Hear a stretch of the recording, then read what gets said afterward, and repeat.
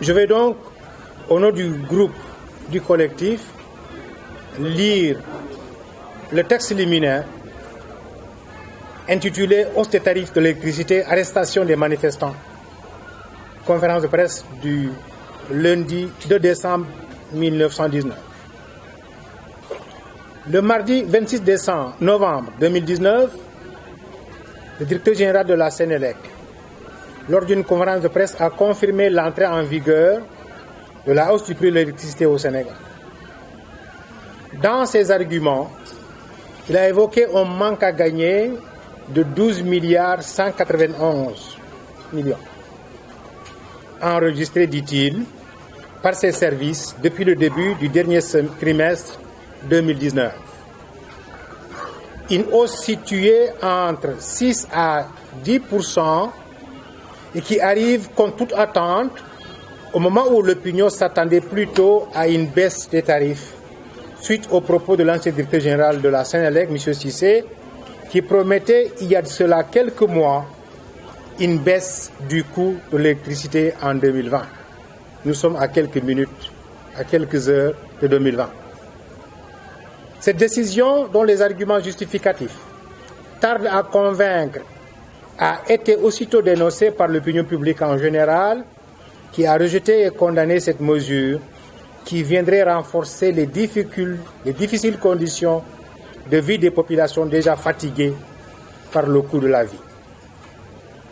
Si des progrès sont faits, comme l'annonce des dirigeants de la boîte, la Sénélec, avec un taux d'électrification passé de 58% en 2012 à 69% en ce moment, et que dans les zones rurales, ce taux s'élève à 43% actuellement contre 26% en 2012, cela ne voudrait pas donc dire en bon comptable que les abonnés ont presque doublé. Et ça renvoie donc en comptabilité au principe du grand nombre. Alors, avec un nombre important d'abonnés, les prix auraient dû être à la baisse et non à la hausse. Il s'y ajoute que la décision de la Sénélec, nous disait donc quelques semaines avant la campagne électorale que la boîte s'est stabilisée, je cite, et pourrait même envisager de vendre du courant dans la sous-région, et qu'une hausse des tarifs n'est pas envisageable, mais plutôt une baisse en 2020. Alors, qu'est-ce qui a changé entre-temps? Qu'est-ce qui est à la base du manque à gagner de 12 milliards 191? Est-ce que les abonnés n'ont pas payé? Est-ce un problème de mauvaise gestion? Autant de questions qui méritent des réponses. En tout cas, si c'est un problème de gestion, ce sont les responsables de cette gestion qui doivent payer et non les populations sénégalaises déjà essoufflées. En effet, c'est dans ce cadre que beaucoup d'organisations ont condamné cette mesure inopportune, impopulaire et injuste. Des syndicats comme la CSA, la CNTS ont dénoncé et condamné cette décision. Des organisations de consommateurs en ont fait de même.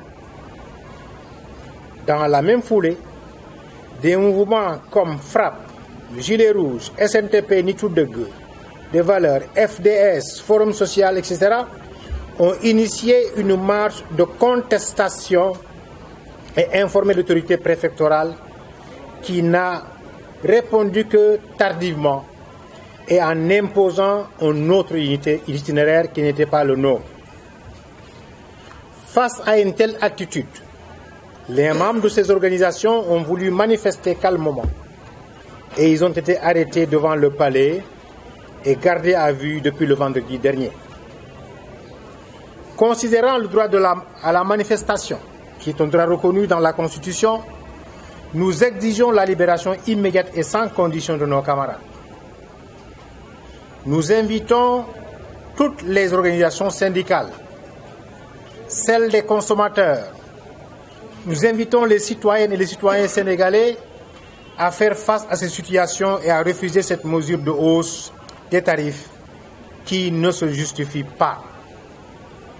Et nous restons déterminés, engagés dans la lutte contre cette décision et pour la libération immédiate de nos camarades qui sont, entre autres, particulièrement Guy Marius Sagna, Dr Babacar Diop, Papis Jim, Leus de Tek, Abdoulaye Touré, Pape Abdoulaye Touré, Souleymane Diokou, Malik Biaye, Diao Diallo et Oumar Sarr. Ils sont encore détenus à la cave attendant de rencontrer Monsieur le procureur que vous savez. Nous invitons aussi toute la population à la marche prévue contre la hausse de l'électricité et le coût de la vie. Une marche qui est prévue le 13 décembre à Dakar et qui va rassembler tous les mouvements de consommateurs, les initiateurs ici devant vous, à la table, les syndicats et tous les citoyens sénégalais qui sont déjà fatigués et qui ne peuvent pas continuer à supporter que 10 francs de plus, 60 francs de plus, 5 francs de plus soient ajoutés à leur calepin de dépenses quotidien déjà suffisamment troué. Donc, vive la lutte pour la justice, l'équité et l'égalité.